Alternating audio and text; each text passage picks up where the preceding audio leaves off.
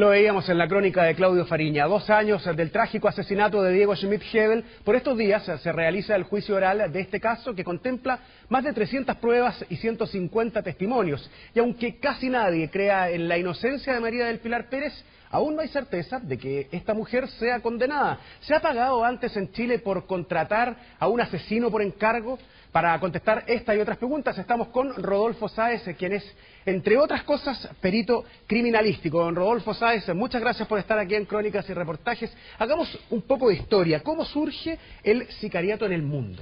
Bueno, los orígenes del sicariato se remontan al siglo I, en los tiempos del Imperio Romano, en donde los judíos, en forma de protesta política, porque eran más que nada intereses políticos, asesinaban a sus contrincantes y a quienes colaboraban con el Imperio Romano a través del homicidio por arma blanca. El arma blanca se denomina sica, que es un cuchillo semicurvo, que es lo que derivado viene el término sicario, y se va conociendo con el tiempo como estos delincuentes que los caracterizan por ello, y se relaciona con el verbo secare, que en latín significa cortar. Perfecto. ¿Y cuándo aparece el dinero o pagar por realizar un crimen, por cometer un crimen? Bueno, hay algunos autores que se remontan al siglo XIV, hay otros que dicen que siempre ha existido el homicidio por encargo en el mundo y que dependen los intereses que ya sean. Las causales que pueden llevar a la existencia de un sicario pueden ser políticas, pueden ser económicas, pueden ser religiosas, pueden ser por venganza solamente, por intereses de herencias pasionales. Hay muchos factores que influyen para la presencia de estas personas, pero principalmente se desarrollan en los tiempos del auge del sistema del medioevo. Lo veíamos en la nota de Claudio Fariña, existen 2 tipos de sicariato. Por una parte hay organizaciones criminales que se dedican a ello, y por otra parte existe el crimen por encargo, que generalmente tiene que ver con temas pasionales. La historia criminalística chilena, ¿qué es lo que dice? Bueno, en Chile principalmente hasta el momento se han dado casos que se tipifican como homicidios por encargo, pero prioritariamente son del segundo orden, o sea, por cosas pasionales, ¿te fijas? Pero casos como por ejemplo acontece en Centroamérica, principalmente como los Zetas en México, en donde son verdaderas bandas organizadas de sicarios que se constituyen en verdaderos ejércitos al servicio del narcotráfico principalmente, y que los integran personales completamente profesionalizados, o sea, son individuos que alguna vez pertenecieron a facciones militares, qué sé yo. No cualquier persona llega a entrar a eso, y tienen todo un código, o sea, existe un código consuetudinario dentro del mundo del sicario, que si tú no lo respetas, te sancionan por él. ¿Y en Chile no existe eso?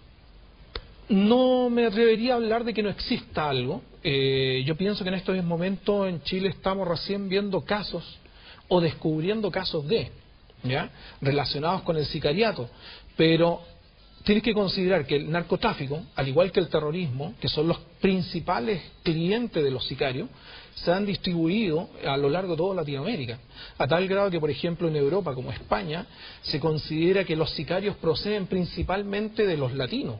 ¿Te fijas? Entonces los grandes homicidios por encargos económicos en España se le atribuyen prioritariamente a latinos y no a gente europea, siendo que el sicariato no nace en Latinoamérica. ¿Y en nuestro país cuánto influye el narcotráfico muchas veces en crímenes que no se resuelven porque son tapados propiamente por la cuestión ilegal, el mundo ilegal en el que se está viviendo, y aparecen personas fallecidas que nunca se descubre cuál es la razón? Bueno, ¿tiene mucho que ver el narcotráfico en eso? Tienes que considerar que el narcotráfico en Chile se ha ido posesionando dentro del espacio a tal grado que existió un narcotraficante que incluso puso precio a la cabeza de un fiscal.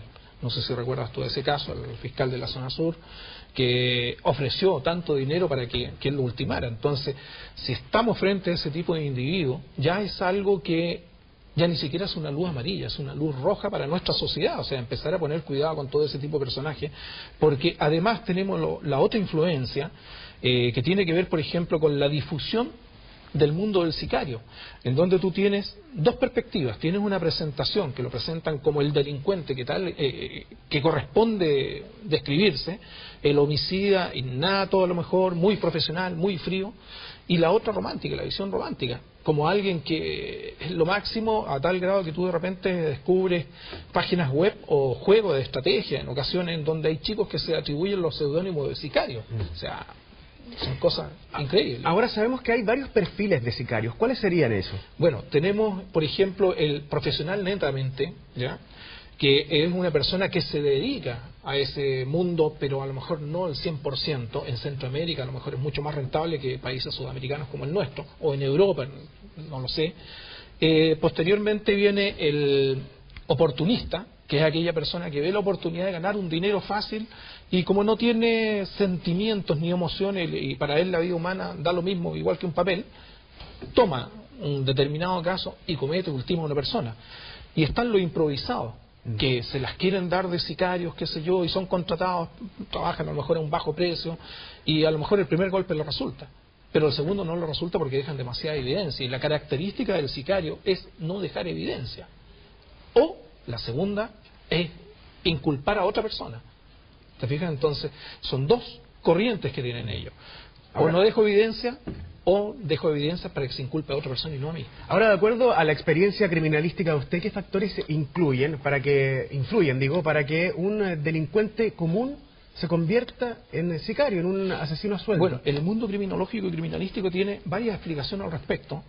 Con algunas coincido, con otras no. La más básica es la falta de oportunidad en la juventud, los delincuentes juveniles que ven que, por ejemplo, la única forma de poder accesar a todo, hay una corriente que habla que el neoliberalismo que se ha impuesto en Centroamérica y en América y en gran parte del mundo es una gran causal de falta de oportunidades para esta gente que ven, por ejemplo, todo un mundo que se le ofrece de tecnología, un montón de cosas y quieren accesar a ello y no tienen. Entonces se van por la vía fácil, la delincuencia, y posteriormente empiezan a entrar o a formar parte de bandas organizadas como en Centroamérica o de grupos relacionados con el narcotráfico, y como les van pagando ellos, simplemente ultiman y obtienen el dinero fácil para poder accesar a esos medios que quieren. Están los otros factores, en ocasiones, por ejemplo, sociológicos, ¿ya? O también los factores de índole criminológico netamente que son psicopatía. O sea, hay personas que son realmente enfermas y ellos, el sadismo en ellos es innato, como por ejemplo si tú conoces todo lo que es la parte de México, es muy común que las bandas de sicarios te descabezan a sus víctimas.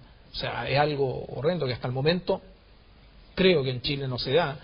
Y tienes otros, por ejemplo, que son los casos netamente por encargos políticos, o sea, un contendiente político que te molesta, qué sé yo, o hay que vengarse de él, tú le pagas a alguien para que pague, para que cobre esa venganza por esa persona, y en ocasiones dicen, no, nosotros cobramos, hicimos un cobro de una deuda política, pero a la larga ese tipo de terror también es un sicario, porque fue pagado por intereses políticos. Rodolfo, siempre se dice que no existe el crimen perfecto, pero yo se lo quiero preguntar a usted, ¿existe o no? No, la verdad de las cosas es que el crimen perfecto es una máxima muy antigua dentro del mundo criminalístico, no existe. Lo que sí se da en muchas oportunidades es que por falta de experiencia, falta de tecnología o mal trabajo dentro de un sitio de suceso, no se hace una investigación profunda y se dejan variables fuera. Entonces no se llega a descubrir al o los autores de un determinado delito, que puede ser un homicidio, que dentro de la casuística en criminalística el homicidio debe llegar entre el 1 y el 2% máximo, o algún tipo de delito cuello blanco, son varias cosas. Pero en el fondo es la falencia en el trabajo investigativo. Perfecto. Y ahora, ¿de qué manera perjudica, cree usted, que le tocó estar del otro lado, en el lado de la investigación, de qué manera perjudica la libertad de información para que los delincuentes o los criminales sepan cuál es el error que cometió otro criminal para ellos no cometerlos y así llegar a este crimen perfecto, entre comillas? Claro, bueno, tenemos la libertad... ¿Influye en algo? Puede influenciar, pero si se restringiera la libertad de prensa, que en el fondo es a lo que tú te refieres, no serviría de mucho. ¿Por qué razón? Porque tienes que considerar que hay muchas publicaciones relacionadas con todo lo que es criminalística, trabajo de sitio de suceso, trabajo científico de psicopatología, de criminología, que inclusive de armamento, forma de matar, las mejores armas, qué sé yo, hay videos, tú buscas en internet, buscas en películas, y toda esa información los sicarios tienen fácil acceso a ello. Ahora, la prensa, si uno como criminalista o como un funcionario policial o a lo mejor un fiscal, no sé, habla de algo que no debiera, la prensa lo va a difundir. Y ese podría ser el error que uno comete, el investigador. en las tres partes: judicial, policial, criminalística. Rodolfo Sáez, muchas gracias por venir a Crónicas y Reportajes. Afortunadamente este es un tema que todavía está en pañales en nuestro país, pero es importante poner la voz de alerta porque ya vemos que han existido casos al respecto. Muchas gracias por venir a Crónicas y Reportajes y aclararnos una serie de dudas que teníamos respecto a este tema. Nosotros vamos a hacer una pequeña pausa, quédese con nosotros. Ya volvemos con más historias aquí en Crónicas y Reportajes.